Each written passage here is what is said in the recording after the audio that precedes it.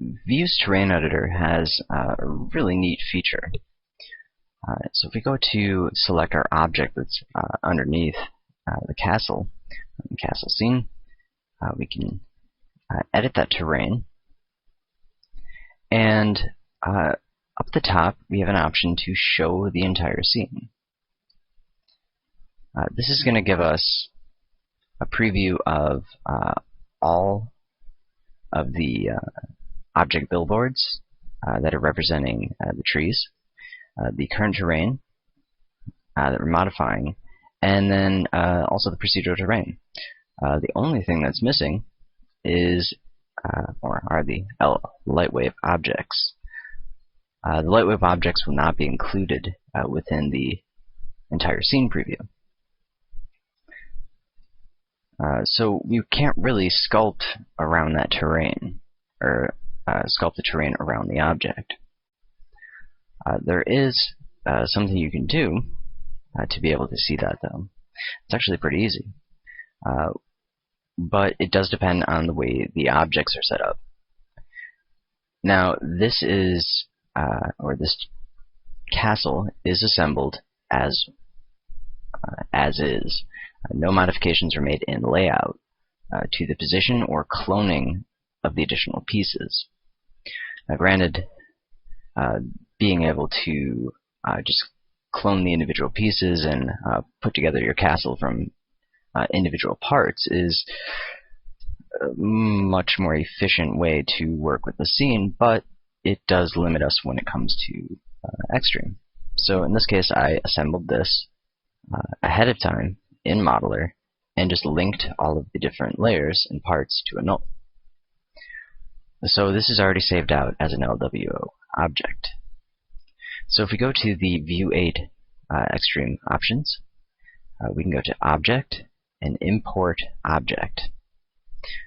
And this is my LIghtwave Castle object. Click Open. And we have a couple of different options. We can decimate the object, center it, resize it.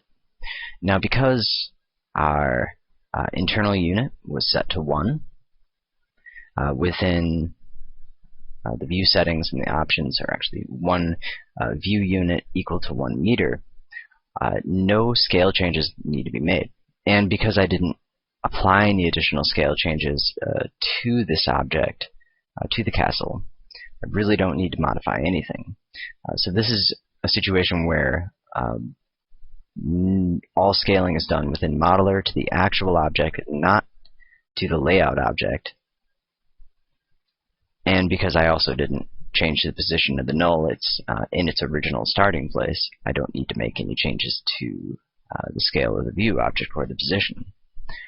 So right now, we have a matched up imported object into view with the original LIghtwave object.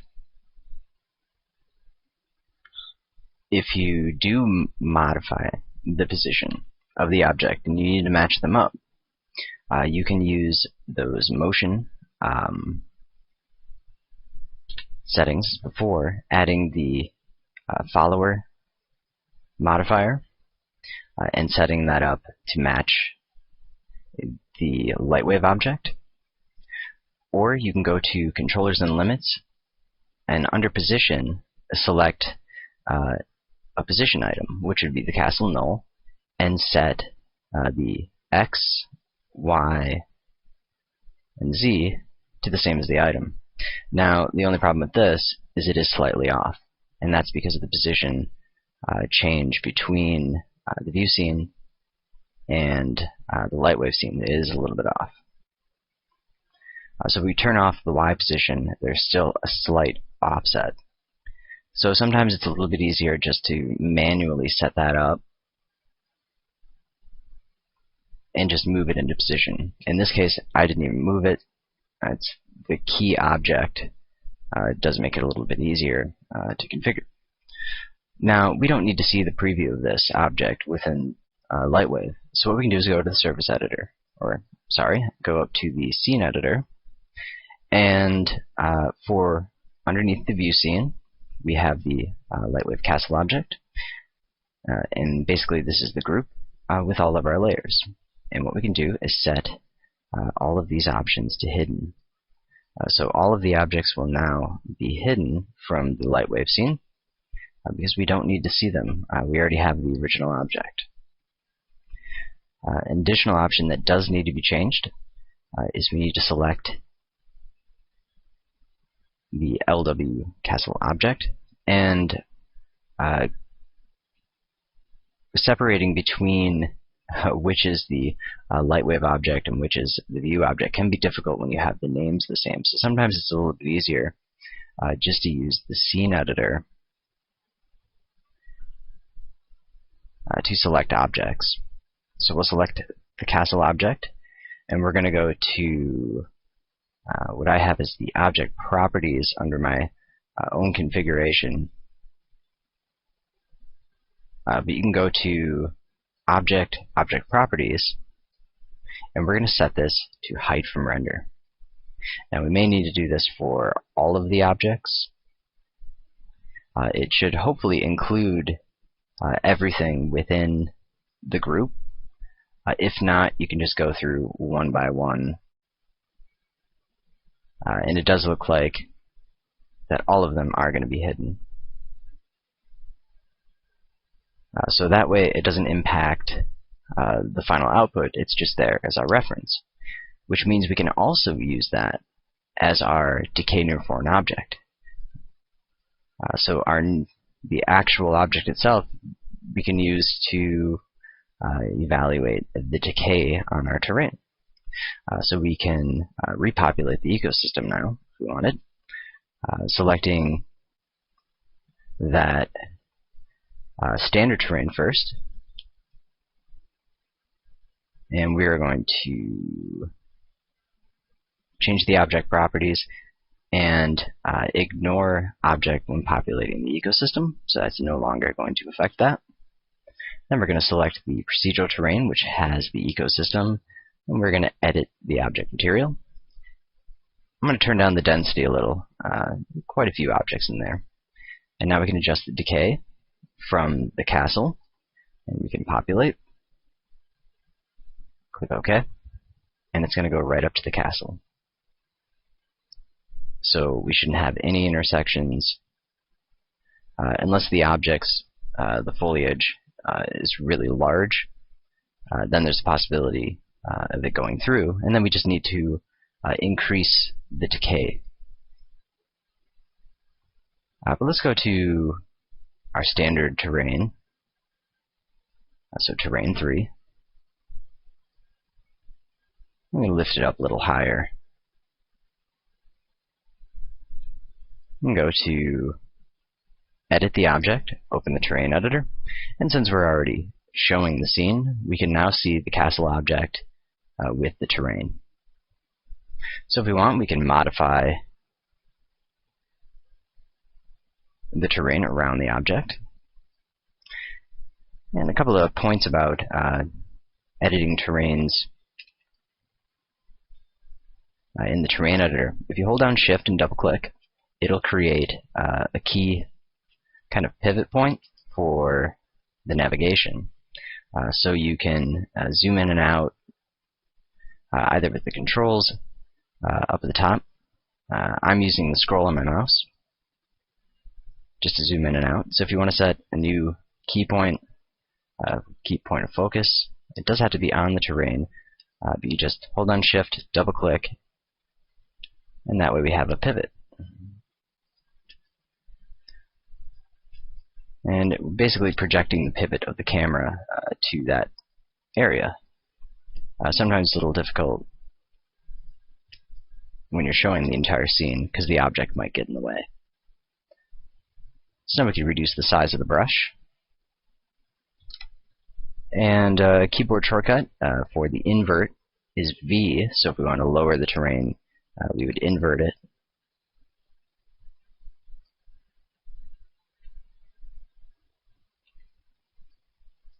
And if we want to raise it, we could just set that back to the normal mode. Now, whenever you're editing terrains and using the brushes, if you're just going to be raising it up or down and changing the main elevation, those changes you want to make with the raise brush. just the 2D layer. Once you initiate the 3D layer, you add a lot more geometry that might not necessarily be needed. And that is the 3D tools: Sculpt, Freeform, and Inflate. So if you're not planning on making those changes, or you're going to making those changes as very small changes, set up your 2D effects first. Paint with 2D. This goes the same for procedurals, procedural terrains. And then after you have your initial height set, you can go ahead and switch over to the sculpting in 3D modes. Because otherwise, you're going to end up with a lot of tearing and geometry that isn't needed, because you don't want to overdo it. And most terrain elevation really is up or down. Any sort of overhang or extra sculpting would be in addition to the elevation change. So elevation first, and then 3D sculpt. But as you can see, it's very easy to work around the object, and we can turn off the entire scene if you just want to view the terrain. It's also a nice way to see more of the ecosystem outside of the defined preferences within LIGhtwave, because we just process the ecosystem billboards very efficiently, and can really takes a lot less texture memory, and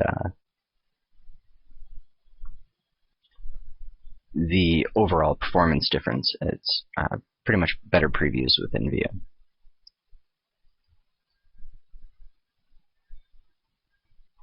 So we can go ahead and click OK. And now we've got a terrain that we painted to conform to the castle object.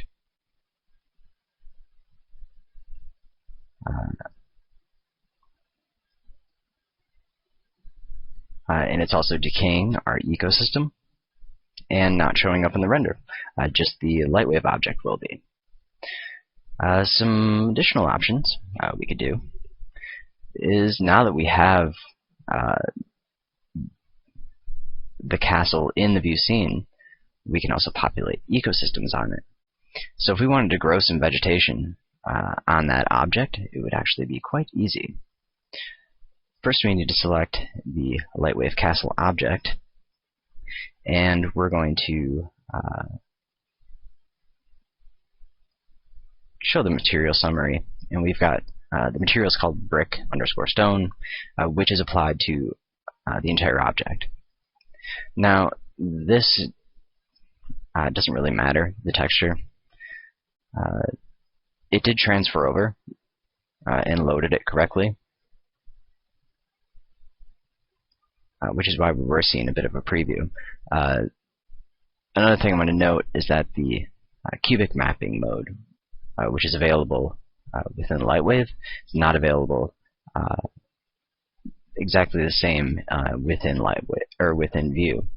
Faces would be sort of the equivalent. You would need to set the scales, and not every part of the material is going to transfer over. For the most part, it did transfer the majority of my maps. The diffusion, however, that I had set up did not save with it. But what we can do is add an ecosystem layer, add a plant. Let's grow some vegetation on the sides, and go to grasses and plants. And I'm going to use the vine. The vine species is, I believe, an additional species that does have to be purchased from a cornucopia, so you may not have it. Go ahead and set our scale a little larger to start with. And populate. Okay, we're going to have 6 of them.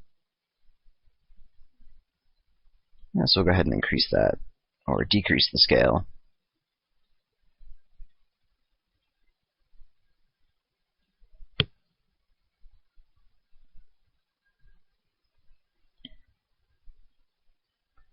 Now the object is set not to show up, so the ecosystem may not show.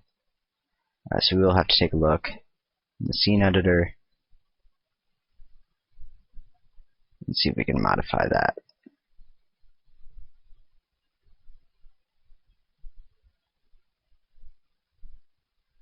It might be something else preventing the preview.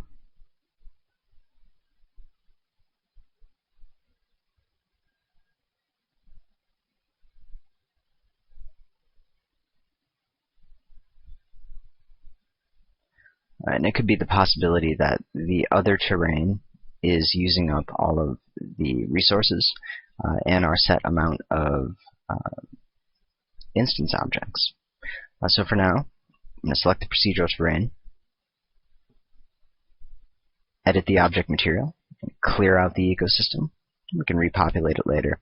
And now we can see those vines on top of the castle. So we can go back, Surface Editor, or the Scene Editor, and set all these objects back to hidden.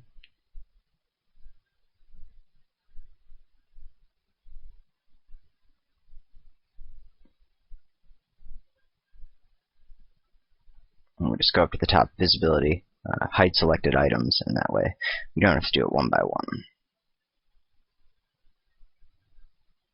It does look like that each part of the ecosystem is, however, connected.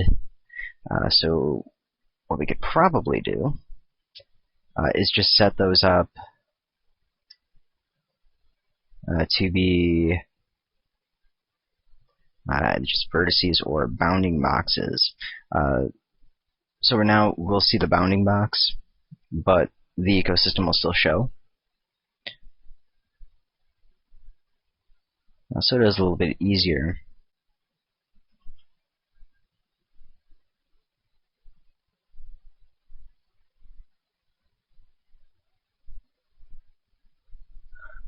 Now, with the way this is set up, because the object is being hidden from the render, which also contains the material for the ecosystem won't render. So there are a couple of options. One option is to select the castle object, or show the material summary and select open the material that way. And what you can do is change the transparency over to 100, go to the highlights, turn it down. The only problem with that is it can interfere with the render output and cause artifacts and errors because it is calculating the transparency. It is not completely hidden. So in this case, we do actually have to go into the standalone because there really is no other way to take those ecosystem objects, either selecting them or converting them within the host application.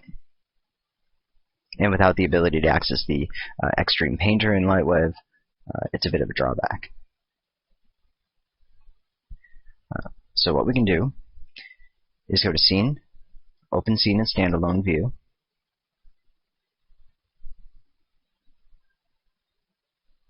We're going to overwrite the scene because I did not save before I did that, remembering that they are separated from each other because it's not incorporated.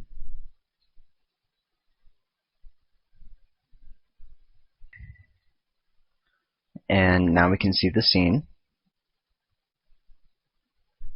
We're going to switch out of the main camera view because we don't want to modify the camera. Switch over to the perspective view up here at the top.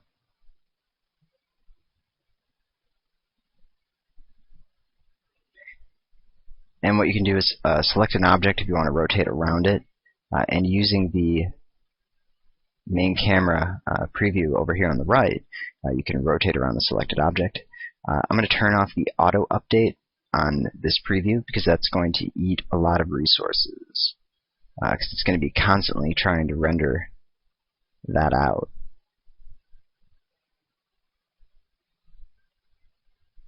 So we're going to select the castle object, and now we have two options of what we could do. We can either convert those vines to real objects, which can sometimes be the best solution.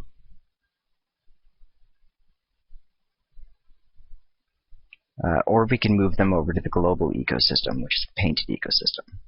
Now, because the other object is cleared out, this is actually going to be really easy to do. If you go up here to the top, we have the ecosystem, or the instance selector. And what you can do is just select all, because these are the only objects in the scene, because we don't have the procedural terrain populated at the moment. And what you can do is, under Manipulate, you can choose to convert these to real objects. So the polygon's actually showing up and creating proxy objects in the other scene. It is going to take up more of your system resources if they are not in the instance state. Or you can just move the instances to the global ecosystem.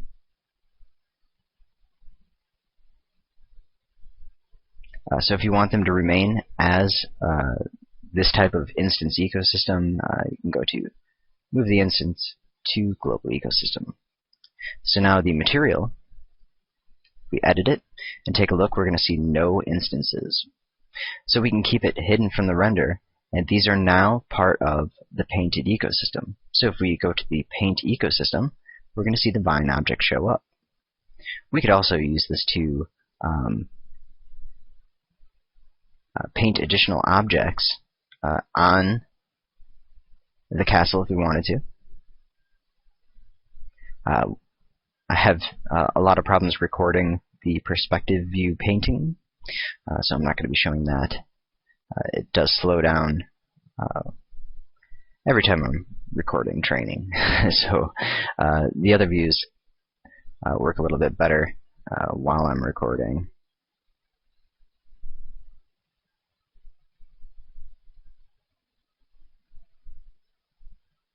So we could paint in more if needed. And it does look like that I moved the camera by accident. So when I undid that, it actually deleted all of the objects that were part of that ecosystem. So if that happens, what we can do is edit the material. We can repopulate, go back to the instance selector, select them all, and move them back to the global ecosystem.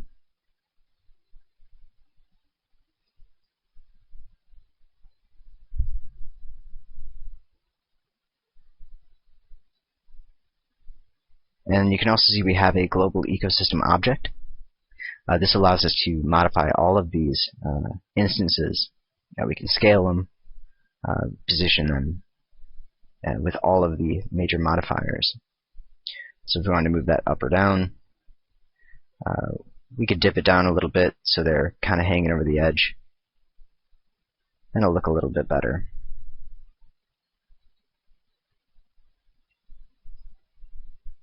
I'm going to go ahead and save this as a new version. So number 4. It's going to write the file. So now we can close out this scene and go back into LIGHTwave, and under File, you can open a new scene. So go to File, Open, and I'm going to choose my new version, which is number 4. So that's going to automatically close out the version that is loaded in at the moment. Add in the updated view scene.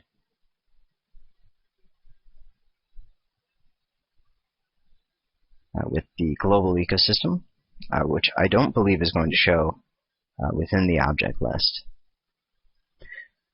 So then we can select the procedural terrain, edit the object material, repopulate that ecosystem on the main terrain. And it does look like we have possibly a change in the camera.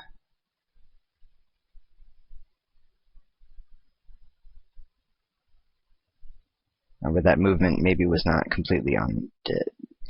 So I'm just going to move the camera kind of back where it was. And now, because we have the instances on the global ecosystem, we can go into the scene editor, select that imported castle version, hide selected items, which should remove the bounding box once deselected. And we can still see those that bit of ecosystem showing and all of those objects. And now we have some nice vines hanging over the edge.